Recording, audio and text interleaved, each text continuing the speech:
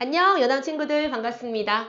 자, 시험 2시간 동안 치고 풀이한다고 너무 힘이 드셨죠? 다시 힘을 내서 화이팅입니다. 자, 오늘은요, 수능 특강 79쪽이에요. 그래서 페이지 79쪽입니다. 자, 79쪽 임의 침묵과 김영랑의 모란이 피기까지 공부해 볼게요. 다 같이 고고! 자, 다시 한영훈의 임의 침묵입니다. 우리 한영훈 스님은 여러분들 민족 대표 33인 중에 대장인 거 알고 계시죠? 그죠? 하고 본명은 용훈이 아닙니다. 이게 다 법명입니다. 자신의 이제 우리 법자로서의 불자로서의 이름이고 원래 본명은 한정옥이에요.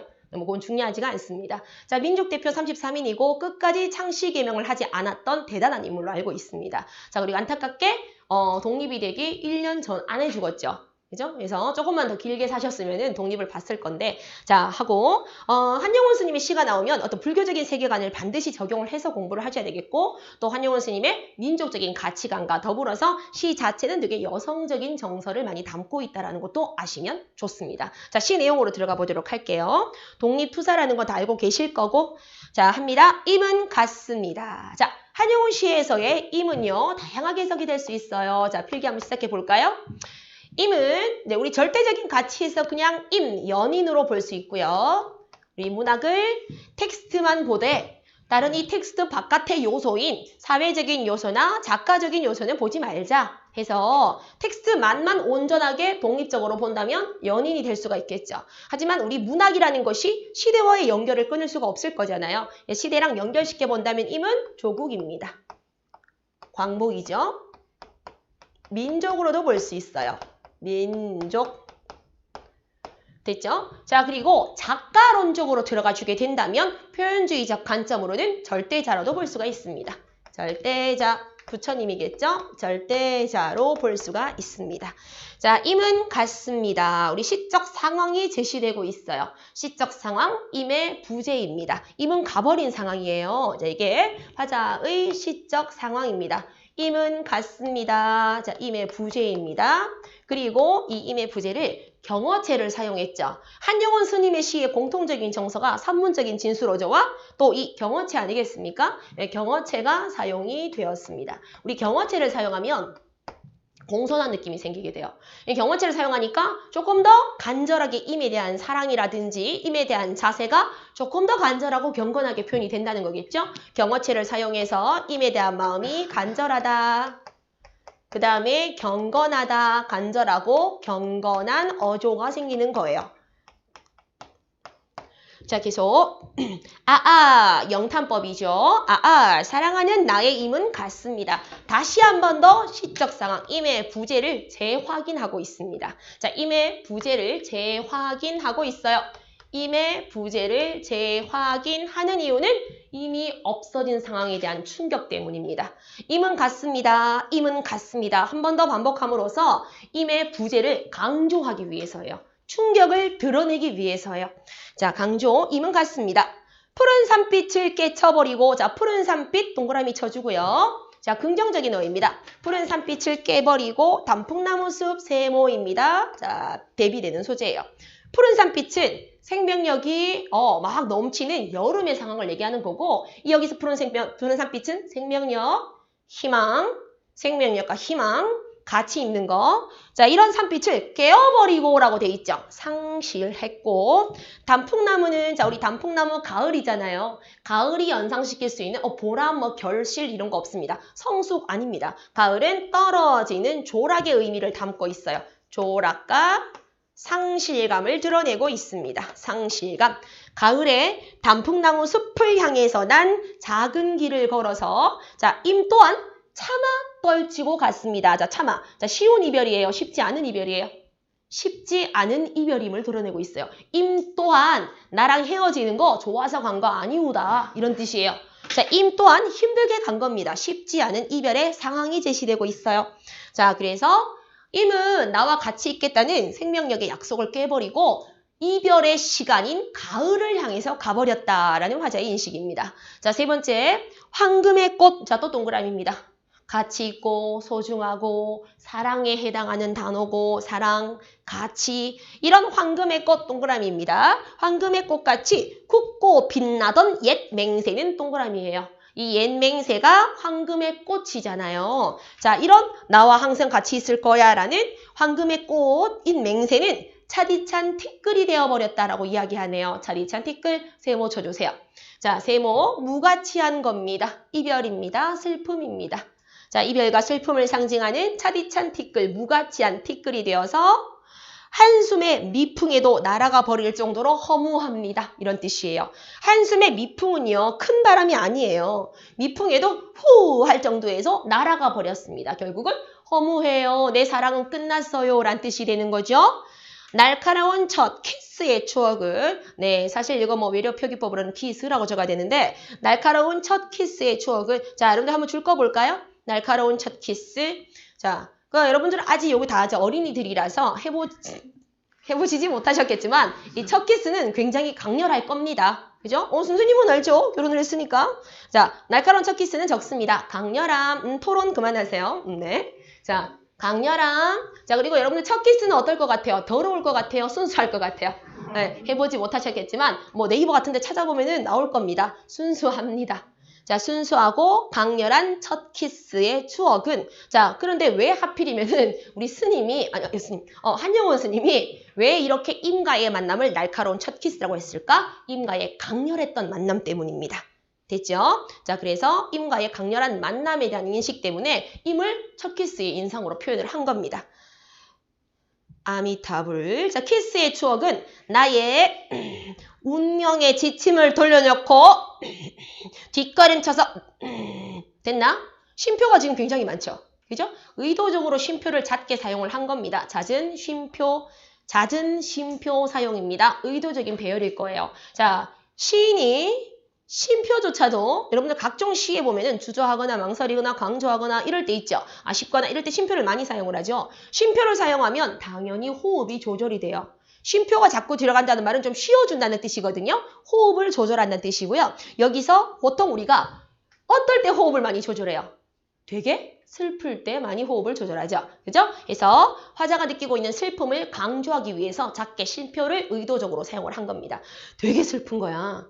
임과의 강렬했던 만남을 뒤로 하고 이별하는 장면에서 이렇게 쉼표를 이렇게 이런 부분입니다. 됐죠? 이거 영상으로 쓸 수 있을까요? 자, 운명의 지침을 돌려놓고 뒷걸음쳐서 사라져버렸습니다. 결국은 요거 지금 임과의 이별 상황을 제시한 거예요. 강렬했던 내 임, 이제 내 곁에서 떠나갔습니다. 나는 향기로운 임의 말소리. 자, 우리 임의 말소리를 향기롭다라고, 소리를 향기롭다라고 공감각적 심상, 감각의 정의를 사용했습니다. 감각의 전이를 시켰죠. 자, 향기로운 임의 말소리에서 청각이라는 소리를 향기롭다라고 후각화시켰습니다. 자, 청각의 후각화. 그런데 이 향기로운 소리에 귀를 먹었다. 여러분들 보통 귀를 먹는 소리는 너무 크고 안 좋고 듣기 싫은 이런 소리겠죠. 향기로운 소리에 귀를 먹었다라는 것은 역설적인 표현에 해당합니다. 역설법. 꽃다운님의 얼굴에 눈을 멀었습니다. 나는 님한테 빠졌어요. 님한테 나는 완전히 반했어요. 이런 뜻이에요. 하지만 사랑도 사람의 일이라. 자, 이 사람의 일이라는 것은 이별 가능성을 말하는 거죠. 사랑도 사람의 일이야. 이별 가능성이 있는 일이야. 실존주의적이죠. 평생 가는 사랑이 어디 있겠습니까? 자, 그렇지만 일이라 만날 때 미리 떠날 것을 염려했습니다. 자, 줄 긋고 우리 만나는데 떠날 수 있다. 한자어로 불교적인 용어입니다. 회자정리라고 들어보셨습니까? 회자정리에 대한 마음의 준비를 하고 있었다는 거예요. 사람이라는 것도 이 사랑이라는 일에서 영원한 사랑은 없으므로 만날 때 떠날 것을 미리 염려하고 경계하지 아니한 것은 아닙니다. 즉 회자정리에 대한 생각을 했습니다. 준비를 했지만 이별은 뜻밖의 일이 되고 놀란 가슴은 새로운 슬픔에 터집니다라고 자 화자의 감정을 전혀 절제 없이 직접적으로 제시한 부분입니다. 한영원 스님이 모더니즘이 절대 아닙니다. 사상시를 만든 사람이기 때문에 자신의 작가의 사상을 시에 표현한 사람이거든요. 사상시인이거든요. 사상시인은 감정 절제 없습니다. 감정을 드러냅니다. 그래서 감정을 드러냈기 때문에 직접적으로 표출했습니다. 새로운 슬픔에 터졌습니다. 라고 얘기했죠. 자, 디귿 그러나 시상 전환이 일어나는 부분이에요. 시상 전환. 그러나 이별을 쓸데없는 눈물의 원천을 만들고 마는 것을 이제 여기서 눈물이라는 것은 슬픔이라는 것이 겉으로 드러나는 모습이죠. 슬픔의 표현입니다. 슬픔의 표현 혹은 슬픔의 구체화. 슬픔을 표현하고 슬픔을 구체화시킨 게 눈물인데 화자가 생각했을 때 마음으로 슬퍼하는 것은 좋지만 슬픔을 구체화시키고 슬픔을 겉으로 표현한다는 것은 오히려 사랑을 깨치는 것인 줄을 안다. 이런 뜻이에요. 즉 겉으로 너무 슬퍼해버리면 이 슬픔이 깨버린다. 이런 뜻이죠. 다시 말해서 너무 지나치게 좌절하고 너무 지나치게 울면은 이 사랑이 끝날 것이기에 걷잡을 수 없는 슬픔의 힘을 옮겨서 승화시켜서란 뜻이죠. 감정을 승화해서 이 감정을 승화해서 새 희망의 정수박이에 들이부었습니다. 라는 약간 말하는 말투가 어때? 약간 종교적으로 경건하게 말한 거죠. 나 슬픔을 초월했어요. 희망의 정수박이에 들이부었다는 거예요. 자, 우리가 왜 종교적으로 왜 다른 종교도 그런 것 같은데 물 머리에 떨어뜨리고 이마에 떨어뜨리고 뭐 이런 종교적인 의식을 하죠. 이렇게 표현한 거야. 경건하게 표현한 거예요. 나 인간적인 슬픔을 종교적으로 경건하게 승화한 거예요.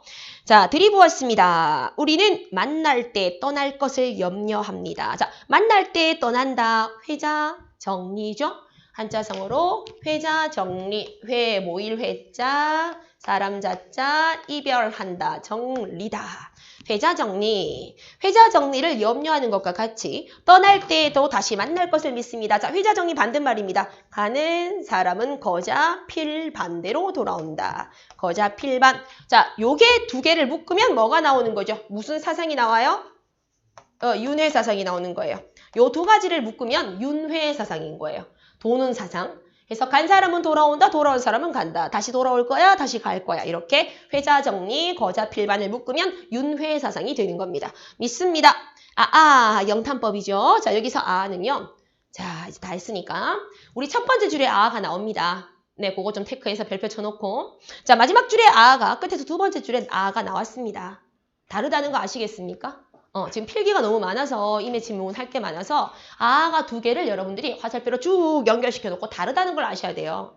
첫 번째 나왔던 아는 어떤 아예요? 헤어졌어요. 이거죠. 그죠? 그러면 첫 번째 아는 어떤 아죠? 슬픔을 표현하는 아예요. 슬픔, 허탈함 이런 뜻이야. 이별을 확인했기 때문에 확인한 이별에서 오는 허탈함과 슬픔이에요. 자, 그런데 마지막에 아는 어떤 내용이에요? 읽어보니까 승화가 된 거죠. 이렇게 헤어졌지만 언젠가 나와 임은 만날 거라 이런 뜻이에요. 자, 그럼 마지막에 아는 깨달음이에요. 깨달음. 마지막 아는 깨달음입니다. 같은 아지만 느낌이 다릅니다. 임은 나를 갔지만 나는 임을 보내지 아니했습니다. 됐죠? 자, 요거 역설법이 들어가 있죠. 역설법. 역설법이라는 것은 겉으로 모순이 되어 있습니다. 모순 형용이라고도 하는데 이 역설법이라는 겉으로 모순돼요. 왜 간 사람인데 나는 보내지 않았다라는 게 모순적이지만 속으로 진리가 들어가 있죠. 자, 결국 이거 무슨 말입니까? 내 마음속에 임은 그대로 있어요. 이런 뜻이겠죠. 자, 내 곡조를 못 이기고 있습니다. 왜? 큰 사랑, 격렬한 사랑, 크나큰 사랑. 절대적인 사랑이니까 그런 거예요. 제 곡조를 못 이기는 사랑의 노래란 말은 절대적이고 큰 사랑이란 뜻이에요. 이런 사랑의 노래는 자, 이 노래는 추상적입니다. 자, 이런 추상적인 노래가 임의 침묵이라는 눈에 안 보이는 또 추상적인 것을 휩싸고 돈다라고 어떻게 구체화시켰죠? 형상화 들어가 있습니다. 형상화 들어가 있네요. 구체적인 대상을, 추상적인 대상을 구체화시켰습니다. 형상화 들어가 있습니다. 자, 여기서 중요한 거, 임의 침묵이죠. 왜 이 시의 제목은 임의 부재가 아니고 임의 침묵일까요? 이상하지 않나요?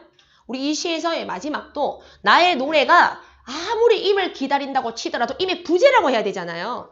제목도 임의 침묵이고 끝부분에도 나의 노래가 임의 침묵을 돈다라고 표현했다는 말은 뭐를 의미하는 걸까요? 자, 임의 부재라고 해버리면 임이 없다는 것을 인정하게 되죠.